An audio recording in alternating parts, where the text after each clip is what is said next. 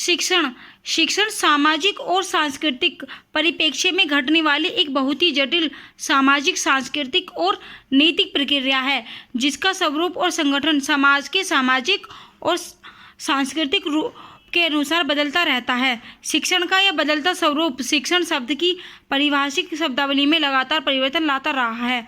B.O. Smith के अनुसार शिक्षण सीखने हेतु संपन्न की जाने वाली क्रियाओं की एक प्रणाली है। N.L. गेज के अनुसार शिक्षण से तात्पर्य उस व्यक्तिगत पारंपरिक प्रभाव से है जिसे किसी दूसरे व्यक्ति की व्यवहारिक क्षमताओं में परिवर्तन लाने के लिए डाला जाता है। शिक्षण की प्रकृति एवं विशेषताएं। शिक्षण एक जटिल सामाजिक प्रक्रिया है। शिक्षण एक जटिल सामाजिक प्रक्रिया है। शिक्षण कला और विज्ञान दोनों ही हैं। शिक्षण कला भी है और विज्ञान दोनों हैं। शिक्षण एक व्यावसायिक क्रिया है। शिक्षण एक व्यावसायिक क्रिया है। शिक्षक अध्यापक के परिश्रम का परिणाम है। शिक्षण अध्यापक के परिश्रम का परिणाम है।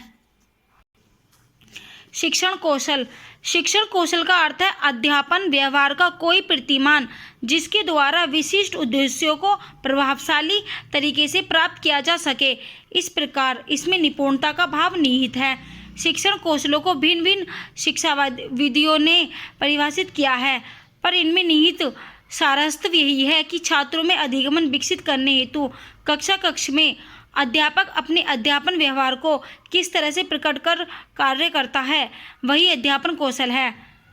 मैकिन्टायर और व्हाइट के अनुसार कौशल संबंधित अध्यापन व्यवहारों का एक ऐसा समुच्चय है जो विशेष प्रकार की कक्ष अंतःप्रक्रिया स्थिति में सहायक सिद्ध होता है तथा जिसके फलस्वरूप विशिष्ट प्रकार के शिक्षण उद्देश्यों की उपलब्धि होती है।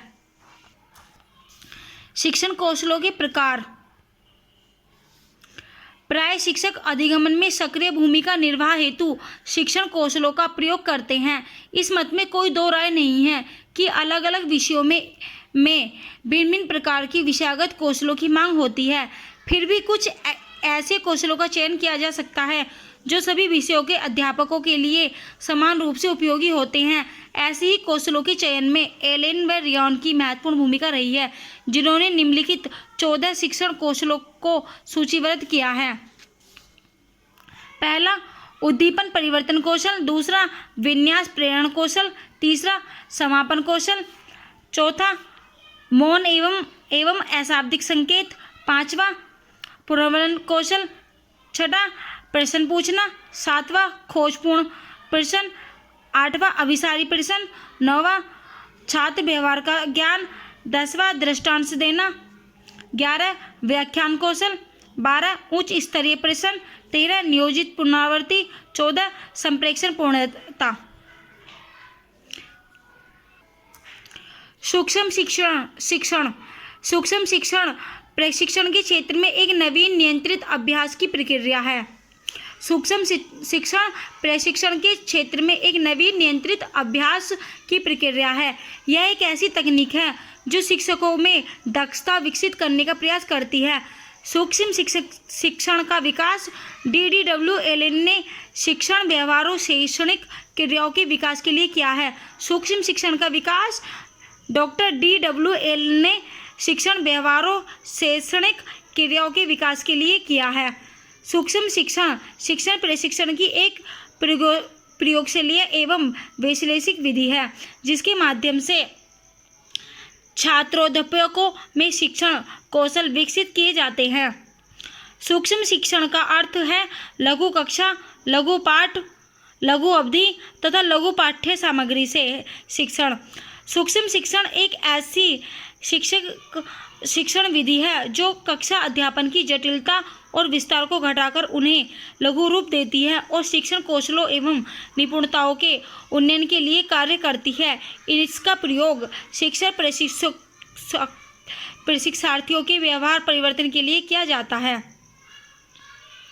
Doctor W. एलेन के अनुसार सूक्ष्म शिक्षण शिक्षा की एक क्रिया है जो एक लघु रूप से है, जो थोड़े विद्यार्थियों वाली कक्षाओं के अल्प रूप में संपन्न होती है। सूक्ष्म शिक्षण की विशेषताएं। सूक्ष्म शिक्षण की प्रमुख विशेषता निम्नलिखित है। सूक्ष्म शिक्षण के हर पाठ का समय 5 से 7 मिनट तक होता है। पाठ समाप्त होते ही तुरंत प्रतिपुष्टि की जाती है। वीडियो टेप और क्लोज्ड सर्किट टीवी के प्रयोग से निरीक्षण बहुत निष्पक्ष होता है।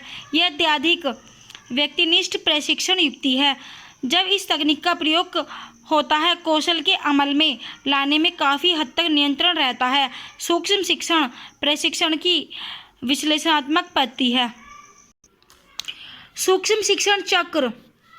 सबसे पहले पाठ योजना बनाना, फिर प्रतिपुष्टि, फिर पुनः पाठ योजना, फिर पुनः पाठ योजना शिक्षण, फिर पुनः प्रतिपुष्टि।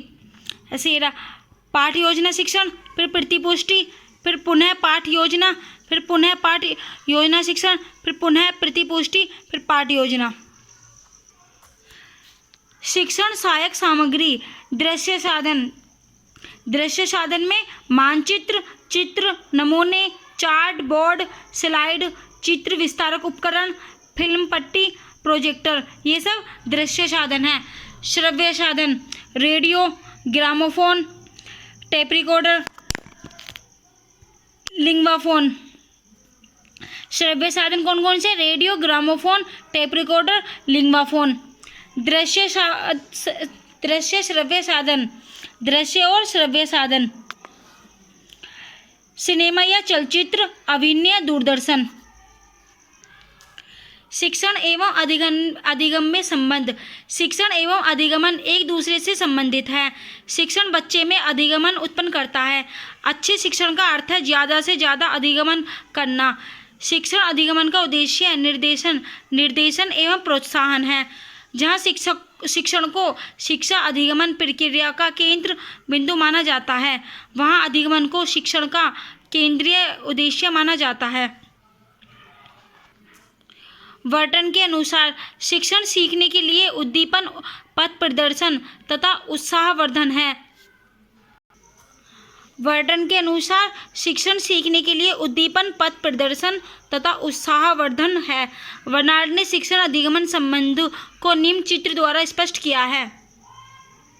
अधिगमन प्रक्रिया, छात्र, अध्यापक, अधिगमन और परिस्थिति और विकास। शिक्षण की प्रमुख विधियाँ। कुछ प्रमुख शिक्षण विधियों का विवरण निम्नवत है। शिक्षण विधियाँ: आगमन विधि, निगमन विधि, हार्वर्ड की प्रणाली विधि, प्रोजेक्ट विधि, डाल्टन विधि, किंडरगार्टन विधि, मॉन्टेसरी विधि। ये सब शिक्षण विधियाँ हैं।